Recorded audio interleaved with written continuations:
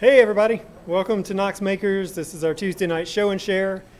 We come together every Tuesday, rain, shine, holiday, no holiday, whatever else, and share what we're working on. We share failures, we share successes, we share things in progress. We have a fairly long list tonight, so a lot to get through. Really looking forward to hearing what people have to share, and we're going to start with Tracy. Showing step 3 of an embroidered globe.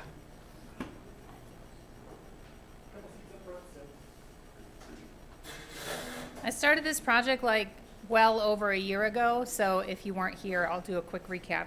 I want to make a globe out of cloth that's embroidered. I saw in a book about how they used to teach women geography by making them embroider globes, and I was both offended and needed to do that. So the first part was making the pattern. So here is one piece of the pattern. It's made out of 20 triangles. It was really difficult because the triangles are curved because the earth is round. Don't mean to be controversial. The different colors are the depth of the ocean. So the second part was embroidering the pieces. So it's kind of hard to tell the different colors through the screen, but I assure you they are there. So around the coastline, it's shallower, obviously. It took 13 months to finish all 20 triangles. It took a very long time, but I finally finished this past week, and now it's time to sew them together. It's showing all of my mistakes and all of my different size triangles. So here is the North Pole sewn together. There's 5 triangles on top. It got a little pointy at the top. It got a little foldy over and a little pointy at the top, so I think I'm going to pull those stitches out and fix it. I mostly wanted to make sure the coastlines would stay together, because that would look even worse, I think. So you can see that my derpy Alaska is sort of, the coastlines are lining up, and then over here, Russia, the coastlines are lining up. So the North Pole doesn't have any coastlines, and the South Pole has Antarctica, so I can fudge it a little bit to make sure it lines up. But then some of my bottom edges are also not quite coming together, but that's the middle of the ocean, so it doesn't matter. So I realized when I was making this that I should have left a gap of a centimeter or something in between, like by the edge, so that I could, sew over. And I thought of that halfway through and then continued doing what I was doing. So it's my own fault. But hopefully in the next couple weeks, I will have the whole thing sewn together, and then I'll have to figure out how to stuff it or what to do next.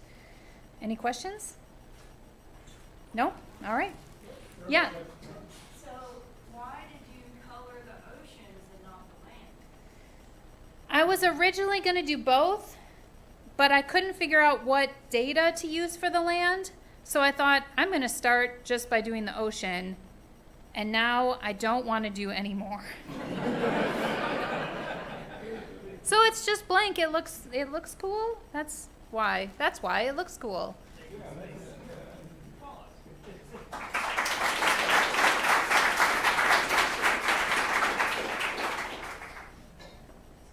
Thanks, Tracy. The answer to that is you're working creatively with negative space. Yes, that's Yeah. it. I forgot to mention, you may have noticed we have a photographer here tonight.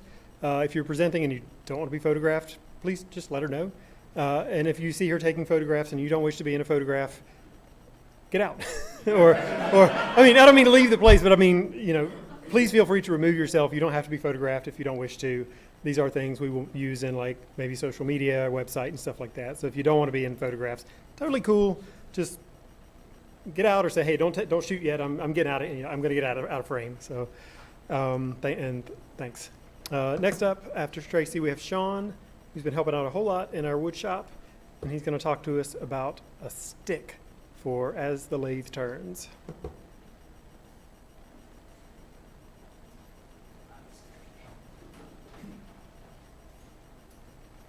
So can you guys hear me? Yeah. So this is a stick. And that's a piece of wood from the stick. This actually was apparently some type of churn thing or butter churner. I don't know. Found it for $4 in a thrift store, and then took it home, and that's all that's left of it right now. The rest of it's actually already been turned on my lathe at home. And this is just a shameless plug for As the Lathe Turns, which is going to be on the 28th. It's a Thursday. And just basically take anything you can find at a craft store, at a thrift store, and combine it with something that you do with your lathe, and come on in and say hi. So that's about it. I don't know what type of wood that is at all. It was mystery wood. I think it might have been cedar, but it didn't smell like cedar, so no idea. Any questions? Cool. Thank you.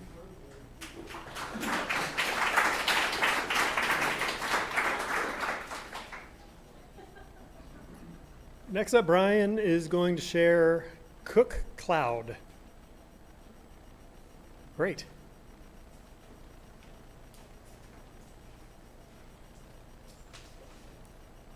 So about 6 months ago, I decided I needed something to help me organize recipes, and a binder just wasn't cutting it. So I built a SaaS product called I've been through a few different names, but Cook Cloud is the current one.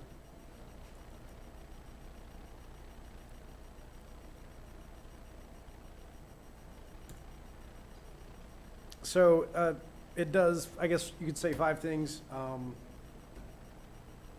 You can search for recipes. Is that in focus? How do I focus? Oh, I see. Plus and minus. That's wrong. That's the wrong buttons. Oh, I see. Wrong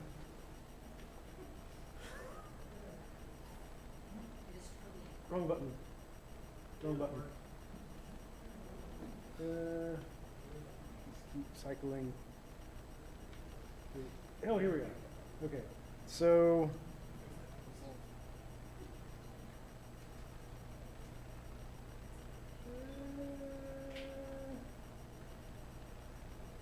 I guess that'll do. So you can search for recipes. You can save the recipes. You can add them to a meal plan.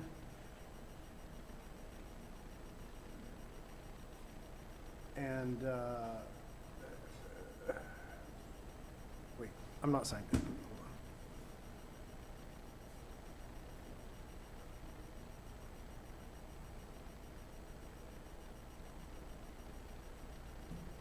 Okay, here we go.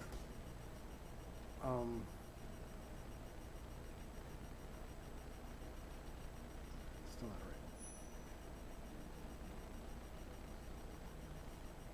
Okay, so there's the recipe search. Stick your hand in there.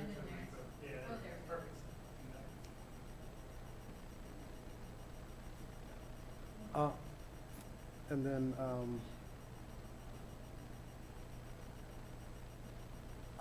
so you can save recipes. You can click to make recipes. So this is designed for a mobile device. You can step through one step at a time. So you've got your ingredients list here, and then there's your equipment. Oh yeah, so if there's any mention of a time, it gives you timers on that step.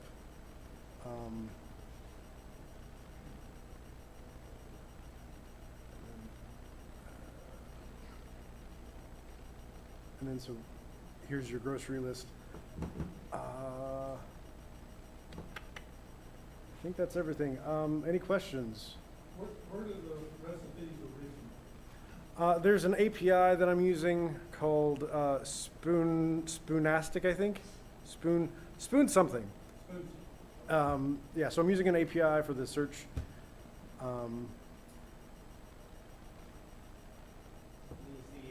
timers, are they linked to anything, or is it just on that page? It's just on the page, and it makes a tone when it starts and when it ends.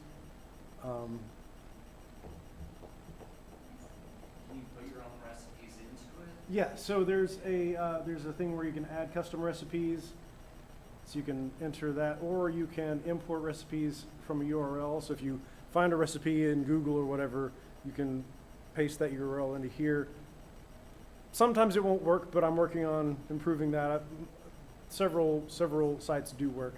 So And then do they get shared with everybody else that's on the cloud too? Or? so there you can, if you're importing the recipe, then yes, it's public. If you're if you're adding your own recipe by hand, you can choose whether or not to make it public. Anything else? All right.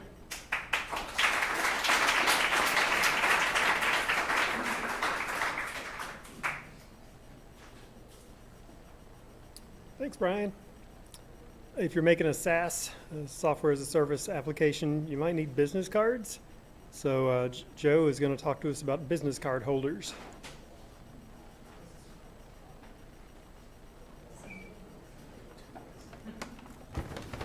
Hello, everybody. I'm Joe. Samples first. And I have been having a need to hold my business cards at street fairs and that kind of a place where there's going to be some wind coming along, and you also kind of want it to be like a little bit of eye-catchy. So I made up a couple of them. They are business card holders. So there's like a little welder guy here because I'm a welder and that's the kind of thing that we're doing. And he's on a hinge that I made, and he kind of will hold down the business cards for you as they pull them out the top. Throw some business cards in there so you can see. So I'll hold them down for you. You can pull out your card as you need, and it won't get blown away in the wind. Got another little dude. Yeah, should have done this one. Yeah, I'm gonna put the other guy under the overhead. This guy's got a fun painted shield on him, so minus. There we go. So they'll hold down the business cards. Put some business cards in there. Let me load her up first. There we go. All right, so. And hi, I'm a welder. But yeah, so I don't really know what else to say. Usually I'm pretty good about taking process photos, and I really didn't this time.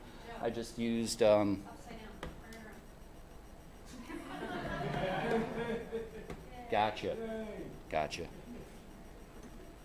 So I just used some washers back here, welded them all together for the little hinge, then used TIG wire and some little scrap parts and such like that to make a little welder guy.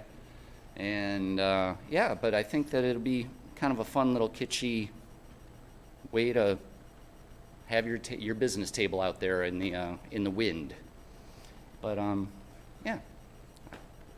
Questions? Yeah, sure. Probably 6 to 8 hours to do everything.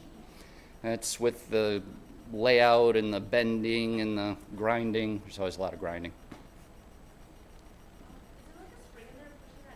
There isn't. It's gravity fed, so that's why he's kind of offset. You can see how eccentric that cam is. So all the gravity is up front pushing him down, and kind of flops pretty easy. So puts just enough pressure on there.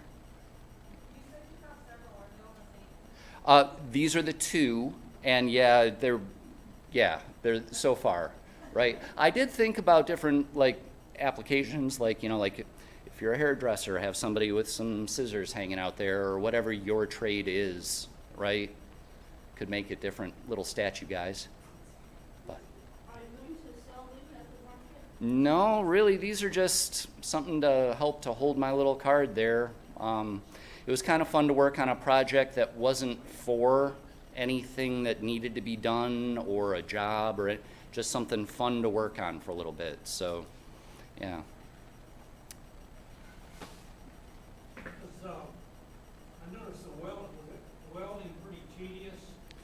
You know, it's with the with the MIG gun and this TIG wire that I made it out of. It's really just a little, bzz, and it's easy to do. You hold it right there and give it a zap. They're just little spot welds. There's not much there. So, and that's what's nice about working with doing things that are artistic. It's like you don't have to be the best welder in the world. It's not a bridge that somebody's going to be driving over or something. If it doesn't fall apart when you let it go, you're good, right? But cool. Also, after show and share, if anybody's interested in a plasma authorization for the handheld plasma cutter, is there anybody that would be interested in that tonight? Come and meet me back over in the weld shop after show and share, and we'll get you guys through it. Okay? Cool. Right on.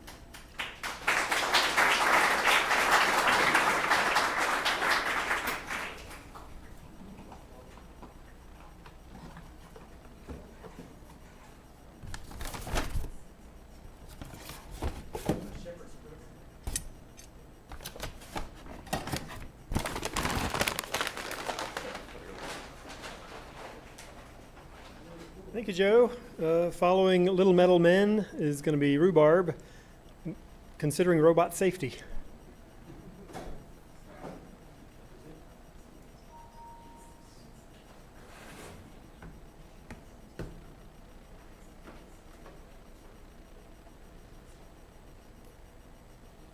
I am making a prototype robot for my place of work.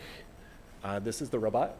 And I wanted to make a safety vest for it because it is going on top of flat top commercial roofs and it needs to work with and around other people that are up there, the roofing contractors, as they put a new roof on. So. This is the safety vest. And you can see it's hexagon shape. And these come down and attached to the sides of the robot frame with bungee cords. Brian was nice enough to help me with choosing out the orange material. It's kind of a mesh material that is often used for patio furniture or awnings. I needed to be able to take the sun and the heat and the cold and the rain and everything. And then on the edge is kind of the reflective material that you see on safety vests.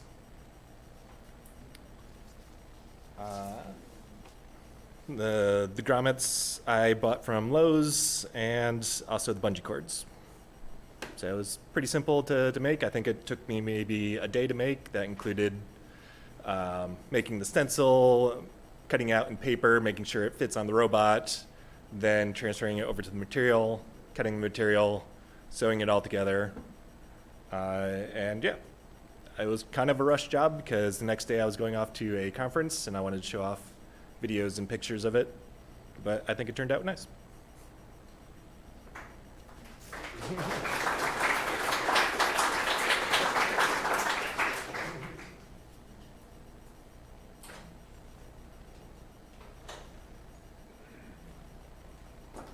Thank you, sir. Next up, we've got Vince, who's going to, I've already lost the description, of a something engraver handpiece, I think. That's correct. Hi, I'm Vince. I just got here and I don't have access to any of the machines that I want to yet. But in the interest of taking part in this group, I will present a project I made a very long time ago. This is the first machining project I ever attempted. It is a pneumatic engraver handpiece, which is, I don't know how the commercial ones worked, but I designed this one and I basically looked up how a jackhammer works and shrunk it down to the size of one of these. And then you put these teeny little chisels in it, which are ground from, in my case, if you're a poor college student, broken end mills. And you spend a lot of quality time with a diamond grinder. And then what you are able to do with this is all sorts of filigree swoopy carvy stuff. Now, unfortunately, I have no good pictures of anything that I've made. This is about 10 minutes of freehand, and it's really not even close to my best work or anyone's best work. And I used to have a twist Damascus tip for it, but unfortunately, I machined it poorly due to it being hardened steel, and I'm now stuck with the plain one. And so, oh yes, and then this is a cross section. I wrote a quick report on it for a class because I was in college at the time. And too far. Yeah, there we go. And then this is the only other picture I have. Again, the low resolution hides my shoddy work, and I'm very glad for that. So this runs on compressed air, by the way. Yeah, my first real machining project ever, and that was about four or 5 years ago now. So hopefully I will have new ones to show at some point. Oh yeah, forgot you do questions. Sure. Commercial ones I've seen before have kind of like a big ball that sits in the middle of your hand. How is that actually hanging on to? Ah, yes. You'll notice it has a spot for a big ball, and I've got a very conspicuously ball-shaped piece of wood at home, and the two have never met. I just shove the like sharp metal in my hand and deal with it, basically. So, yeah. How fast does it, like, does it vibrate, or is it bam, bam, bam, or? It's, yeah, I mean, both are technically true. I think it's probably at like 30 hertz. Probably hits 10 to 30 times a second if I had to guess. It just sounds like a buzz, really. But you can move pretty fast with it. It's much faster than hand engraving.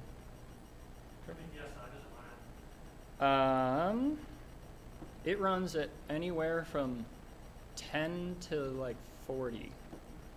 Optimal varies. It's not the most precise machine. No, sir. I'm actually not a great engraver. I made a hand engraver afterwards, many years later.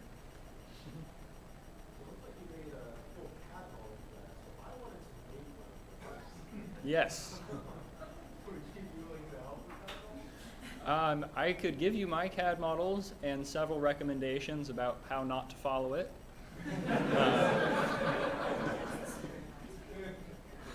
But yeah, come talk to me. I mean, I'm actually planning on making another one. It looks nice and shiny on the screen, but really there are some serious flaws, and I'm planning on making another one at some point. So, yeah. Any other questions? Yeah. Yes, have you thought about any other applications you could use that for? Well, sort of. Oh, when I seen it, first thing I thought of, you ever think about doing tattoos? I have not ever thought about it. I don't know if it has enough stroke length, but it could very easily. So, any other questions? Yeah. Are your stroke length and speed variable? Adjustable? Sorta.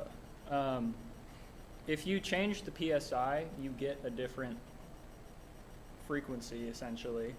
And then I originally actually made this so you could, this I think unscrews, yeah, this unscrews.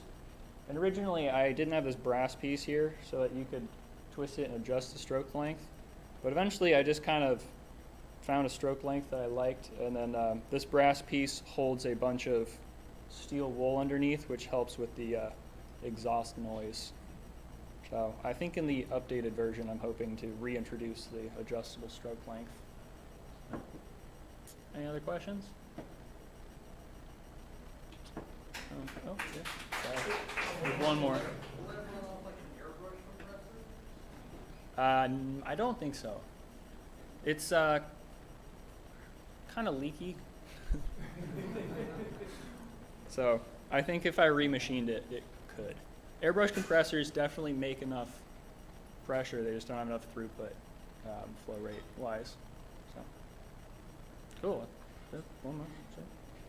A lot of questions. I got a question for Sure. you. On your bits, Yes. is there a degree of hardness you use on those bits? I mean, is there like a certain type of metal you use on your bits? So for some of these, I bought a high-speed steel blank, and so that is, I mean, it was cheap high-speed steel, so probably not the hardest, but it's pretty good. And then these shorter ones are just broken 3/16 end mills, so I don't know what the standard for high-speed steel end mills is. I've actually got about 3 times as many bits as you see here. I brought the prettiest ones. Several of them are made of broken carbide end mills, and those are the best because they last way longer, and carbide is just crazy hard. So, yeah, there's one more. How many PSI and how many CFM? The optimal PSI I found was around 20, based off of no measurement.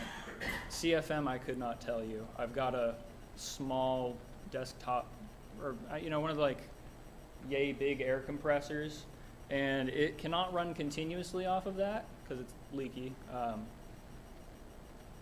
But that I think is like a 90 CFM compressor, so more than that at the moment, which is pretty bad. But, yeah. Well, thank you. Very cool, thank you. Larry's going to talk next about a kill switch sign, and I imagine and hope a little bit about kill switch in general. Making his way from the back.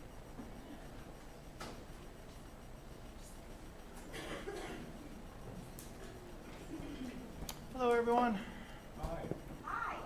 Hi.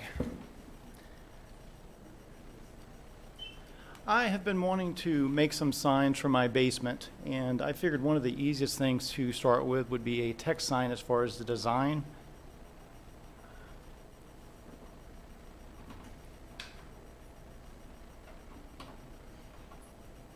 Promise I'm not hiding.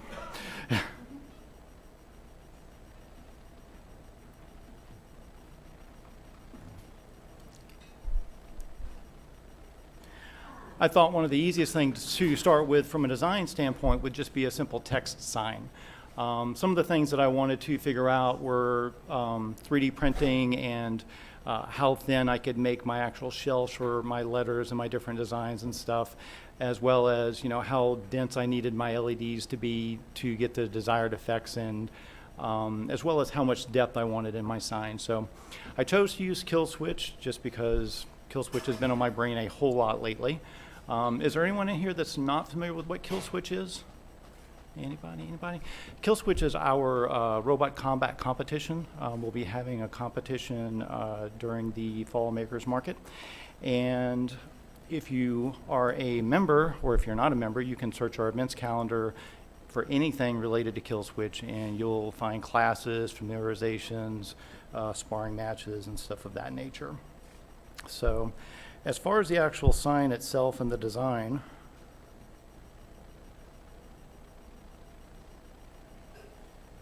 some of the techniques I was working on were how to get letters to set into the cardboard. And you'll notice there's 2 layers here. There's a smaller one and a bigger one. One of the really nice things about Inkscape that I learned in the process of creating this was how to do insets versus scaling the letters. When you try to scale the letters, you don't get that full background effect, if you will. And so I was getting like some peaking around the 3D prints and such. So learning how to do insets and outsets was very helpful in this. One of the other things, give me just a second here. This was going together here with the letters. Much like the robots that I build, there's a lot of hot glue, a lot of zip ties, and a lot of questionable construction techniques. The goal was to get it together and make it work as fast as I could. I think it's kind of ironic that Rhubarb went a couple of people before me talking about robot safety, because with Kill Switch we actually want just the opposite. So.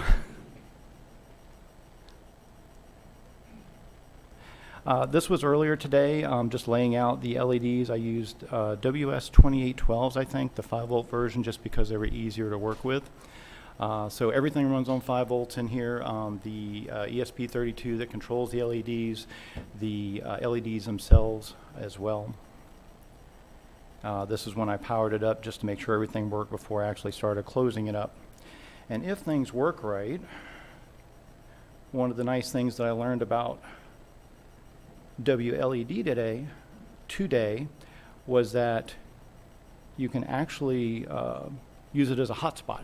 So this is not connected to our Wi-Fi here. This is creating its own little hotspot, or its access point, I think more specifically. And I hopefully should be able to control it from here. So if I go solid, for instance, yeah, I should be able to control the colors. And I can't see what's going on. So I heard ooh, so I'm assuming it's working, and it should be green now. Yeah, and but there's, as you can see, there's a if you've never worked with LED, there are a whole bunch of effects, and they're all built in, and they're all fun. And you know, every time you hit a button, something different happens, and it's just lightning. I didn't know I was going to be taking requests. Yeah, yeah. What's it doing? I can't see. Oh, we killed it? Oh, bummer. All right. Well, I'm not going to sit here and go through all of them. You see how it works. Yeah. Any questions? Yes? You said the letters are made from 3D printing, correct? They are.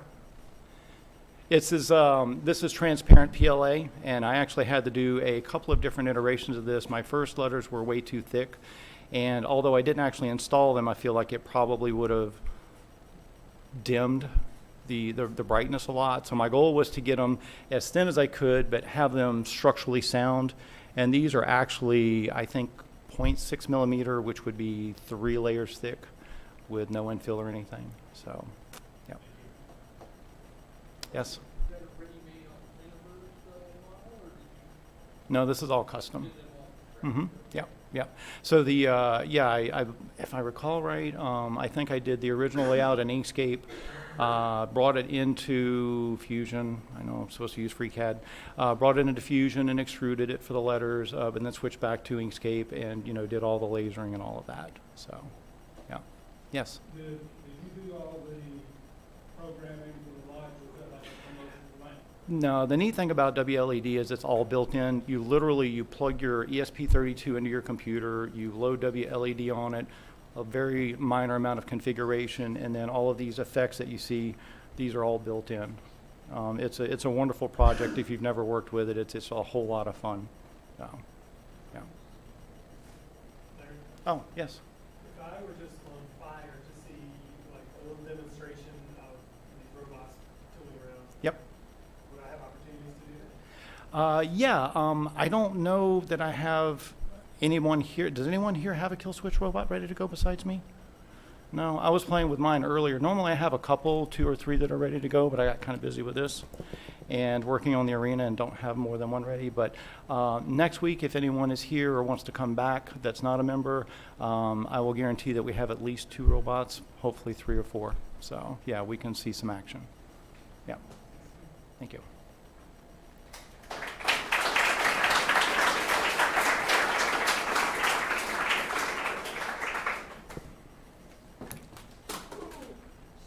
It's only about the 20th time it's fell. That's a good case. Thanks, Larry. That's exciting stuff. Really cool. Last in our share list tonight is Ashley, who is going to talk about a quilted bow, I think. Yeah.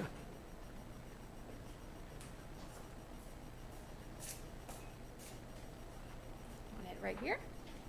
All right. Hello, everyone. Like you said, I'm Ashley. I actually don't really consider myself very creative, but I can follow a pattern. And as a quilter, it really serves me well.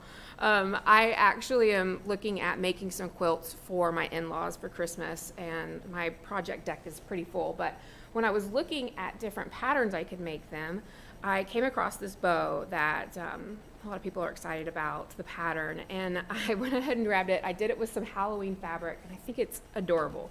But it only took me 2 hours, and so I bring it to you today to show it off a little bit, but also say, I think I might be able to actually do a class out of this if anybody's interested. And we could, take the afternoon and do little quilted bows for doesn't have to be Halloween. You could do a fall, you could do a Christmas, you could do just a regular old bow, and just spend the afternoon and do that together. So here's my little bow, my little Halloween bow. Since I love patterns and I can follow a pattern, I also have, this is a little rabbit hole that I fell into a while ago. It's leather-bound notebooks. So I fell in love with, they're called Louise Carmen notebooks. If anybody's seen them, they're like $200. It's not worth it, A. B, we have lots of leather here, and so I taught myself and found a pattern online for how to make these notebooks. They're also called traveler notebooks. I don't know if anybody knows that one. But I found the patterns online, and that's what we're going to be doing after this show and share. We'll do this activity together. I have a whole bunch of patterns, a whole bunch of leather. You'll just have to cut it out for yourself and then do your grommets and your elastic, and you're good to go. So I have about 50 patterns, so everybody here is welcome to stay and make a cover for a notebook with me. Any questions about either of these? No? Okay. I want everyone to stay because I'm really excited about this. I think it'll be fun. Put those there.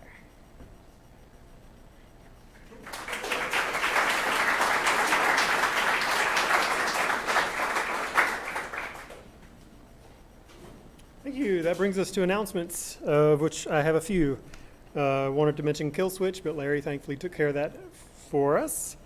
I want to thank the people who grill for us every third Tuesday. If you're new here or haven't been in a while, we do a cookout every Tuesday, every third Tuesday. So bring an appetite on third Tuesdays. Bring a friend. Bring a dish if you want to. Bring some buns. I don't know. Bring a dessert.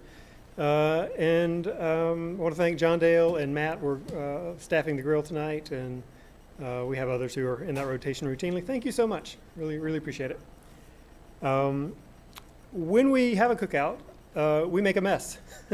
We create trash plates, and we create dirty dishes and all kinds of receptacles that need to be thrown away and dealt with. If you brung it, take it with you or throw it away. Please help us clean up after. If you brought something, take it with you, throw it away. If you see a mess, clean it up. And that helps us distribute that kind of cleanup load among everybody instead of just the folks who tend to stick around. So please help us out with that. I wanted to, Ashley's already kind of mentioned it, but on the journal class, she said she's got a lot of kits. Come do it. It's really cool. We do this one Tuesday a month. We do kind of a craft that members show off and lead. It's really cool, really fun. Stick around, do it. We will, however, need about 15 minutes to reset the room. We've got to set up some tables and stuff. So go take 15 minutes, come back, make a notebook. If there are some folks who would be willing to help us reset, kind of move chairs aside, set up some tables, please stick around and help us do that. We're going to need about 15 minutes. Help us out, volunteer. Those are all my announcements, except I do want to mention some classes coming up. Thursday, August 22nd or 21st, 2 days from now, there is, at least when I looked earlier, there was an embroidery machine class on for 1 p.m. There's a new members onboarding at 7 p.m. On this Thursday. Anybody in here for the first time? Welcome. If you're interested, if you like what you see and you're interested in becoming a member first, if you haven't had a tour, find someone with a red badge. We'll give you a tour. We'll walk you around, show you everything, answer questions. And second, if you decide you want to be a member, you got to take new members onboarding. Doesn't have to be tonight, but sometime in your first 30 days or so, you got to take that class. I say that as if you got to take it. It's really cool and engaging and neat, so it's a really good time. But tonight's a good night. We got Thursday is a good night, and we also offer these on Tuesdays occasionally. So on Saturday, August 23rd, Billy, what's our status on Nibblerbot? Have those classes? Okay, yeah, so Nibblerbot is our big, giant CNC router for cutting really cool shapes out of wood. And 2 classes are up for Saturday, August 23rd, one at 1 p.m., one at 5 p.m. The 1 p.m. sold out? Yeah, 5 p.m. Set your alarm for 6:57 tomorrow morning and hover over your phone because those things go fast. So if you want to get in that Nibblerbot class, get up early and take care of it. And then the last classes I want to mention are on next Thursday, August 28th. There's a Machining 101 class at 6:30. Is that sold out? Never mind. Machining is very popular. That's sold out. At 7 p.m., as Sean kind of mentioned, also on Thursday, the next Thursday, there's As the Lathe Turns. This is an event where people who like to make things rounded shapes out of wooden sticks talk about doing that. And it's really cool. I've been to a few. It's a really fun time. Even if you don't turn yourself, it's fun to just hang out. So show up for that. And I believe that is everything. Again, photographers hanging around. If you don't want to be in a photo, just signify and duck out. And if you are willing, thank you. We appreciate it. It helps us share like this cool thing we got going. So that's it. Joe, if you wanna learn the torque, the plasma thing, go to Joe. Come back quickly. Come back in 15 minutes, not a moment later, for making a leather notebook. Thank you so much. Take your stuff. Clean up.